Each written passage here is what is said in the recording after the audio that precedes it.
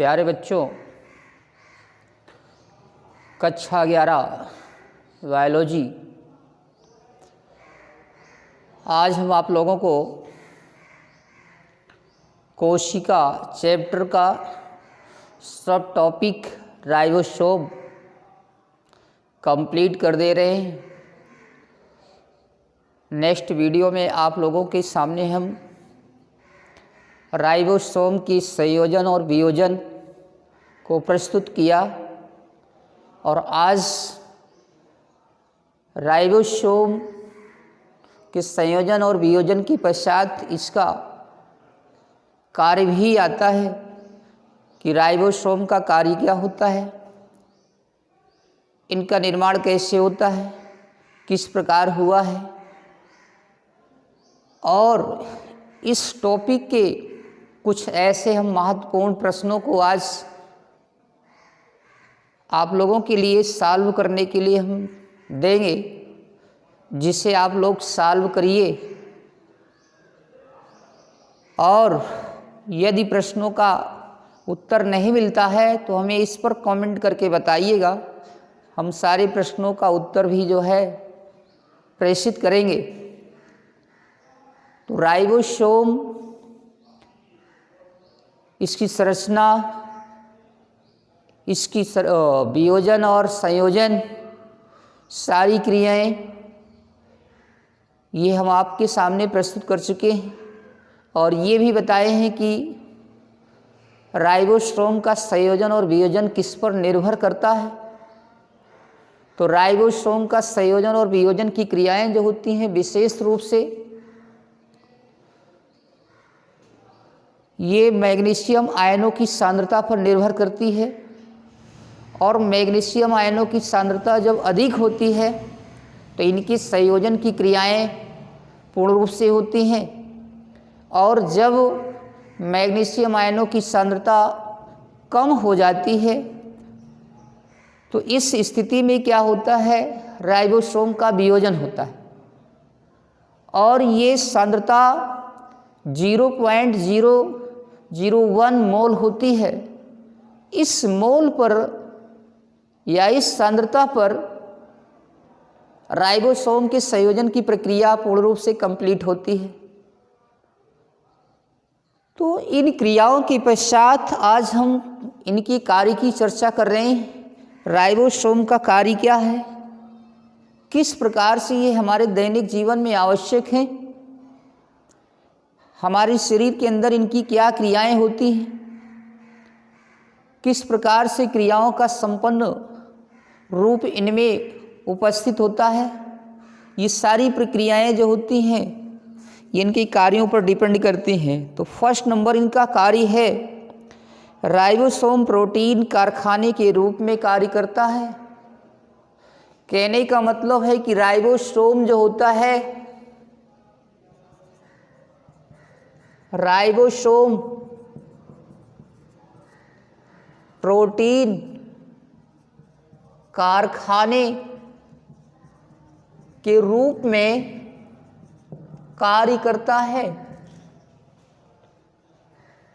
कहने का मतलब है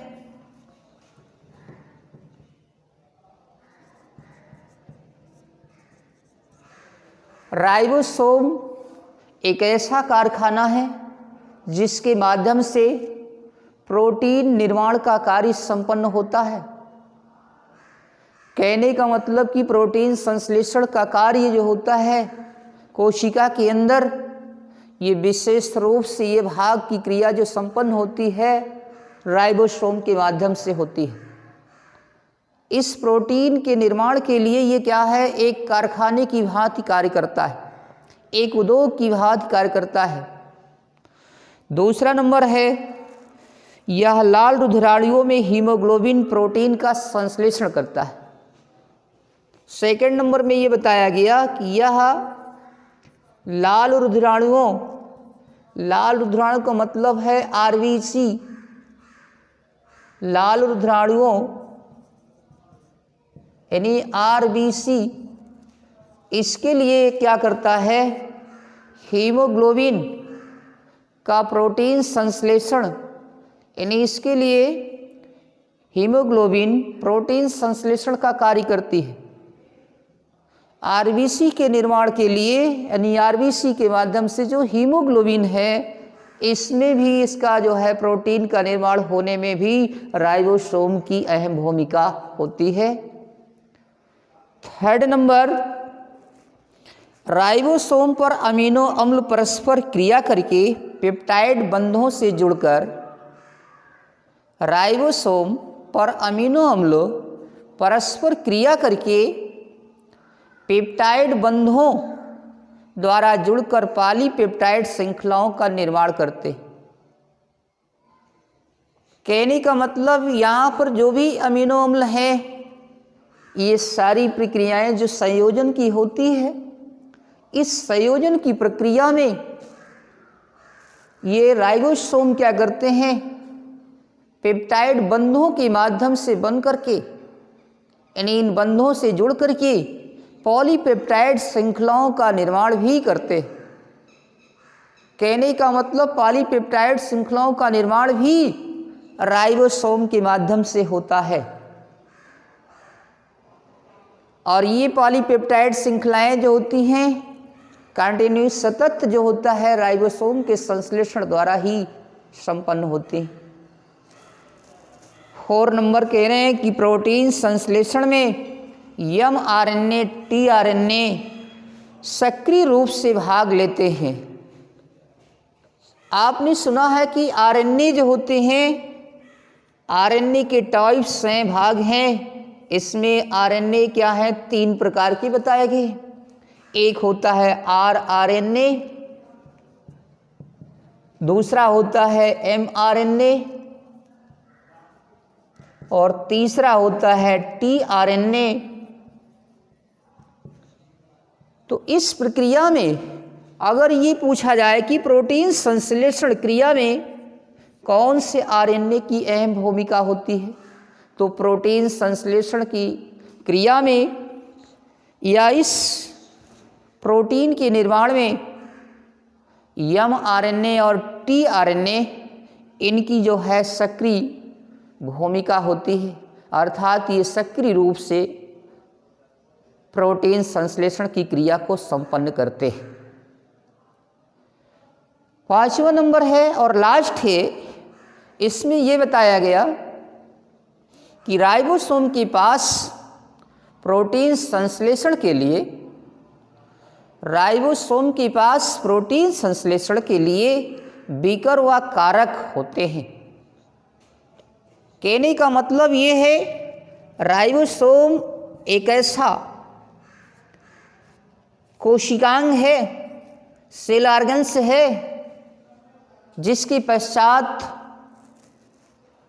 प्रोटीन संश्लेषण की क्रिया के लिए बीकर अर्थात एंजाइम्स व अन्य प्रकार के कारक जो होते हैं उपस्थित होते हैं।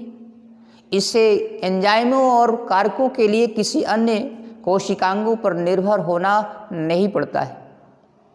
इनमें स्वतः जो होती है इन कारकों के माध्यम से प्रोटीन संश्लेषण का कार्य होता रहता है। तो ये तो इनकी कार्य की बात थी। आज ये टॉपिक समाप्त हो गया और इस टॉपिक पर कुछ हम इससे संबंधित क्वेश्चन है और इन क्वेश्चनों को हम दे रहे हैं, इसको आप नोट करिएगा और इन्हें हल करिएगा। तो पहला प्रश्न है इसमें कि राइबोसोम की खोज कब और किसने किया। राइबोसोम की खोज कब और किसने किया। दूसरा क्वेश्चन है कि राइबोसोम का निर्माण किसके द्वारा होता है। राइबोसोम का निर्माण किसके द्वारा होता है। तीसरा प्रश्न है राइबोसोम के संयोजन की कंडीशन में व्यवस्था में डाइमर किसे कहा जाता है। तीसरा प्रश्न हो गया। चौथा प्रश्न आता है कि राइबोसोम में इनके संयोजन की क्रिया किस आयन की उपस्थिति में संपन्न होती है? यानी राइबोसोम के संयोजन की क्रिया जो होती है, इनके जो दो भाग होते हैं, दोनों उपिकाइयाँ होती हैं। ये दो उपिकाइयाँ जो होती हैं किस तत्व के सांद्रता पर निर्भर करता है? पांचवा प्रश्न है, राइबोसोम का संयोजन कितनी सांद्रता पर आसानी से या सुगमता पूर्वक होता है? उस सांद्रता का मापदंड बताना है कि ये सांद्रता कितनी होती है, यानी मैग्नीशियम आयनों की सांद्रता क्या होती है और किस सांद्रता पर जो होते हैं राइबोसोम का संयोजन होता है, और वियोजन की क्रिया किस पर होती है। लास्ट प्रश्न है, राइबोसोम का कार्य क्या होता है? इनके 3 प्रमुख कार्यों को स्पष्ट करना है। तो आज हम इसी बेस पर यहीं तक आप लोगों को बता रहे हैं। नेक्स्ट जो है अगली क्लास में आपको नए कोशिकांग जैसे सूत्रकणिका है, एंडोप्लाज्मिक रेटिकुलम है, गाल्जी काय है, प्लास्टिड यानी लवक है, इनकी हम चर्चा करेंगे। तो नेक्स्ट वीडियो में आपको जो है सूत्रकणिका की खोज और इसकी संरचना, इसके कार्यों के विषय में हम एक ही दिन बता देंगे। धन्यवाद।